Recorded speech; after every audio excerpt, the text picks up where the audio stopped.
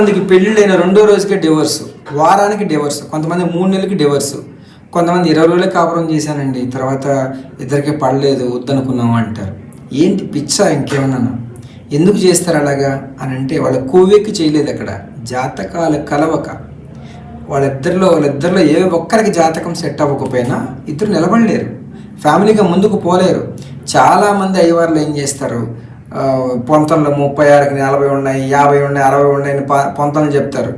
వీళ్ళు అది ఏదో చెప్పి బ్రహ్మాండం అనేది మసిపూసి మారేడుకాయ చేసి పెళ్లి చేసేద్దామని చేసేస్తారు. పట్టాపంచలు అయిపోతుంది. దయచేసి వివాహం చేయాలన్నా, వివాహపరంగా జాగ్రత్తలు తీసుకోవాలనుకున్నా కృష్ణమూర్తి పద్ధతి అనే శాస్త్ర ప్రకారం చూపించండి పిల్లలకి.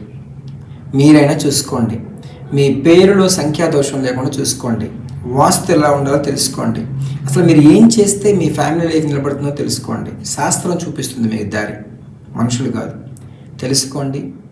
ముఖ్యంగా మీరు ఈ వివాహపరంగా ఇబ్బందులు ఉన్నాయంటే మాత్రం ఒక్కసారి లగ్న, సప్తమ, అష్టమ స్థానాలు ఒకసారి పరిశీలించండి.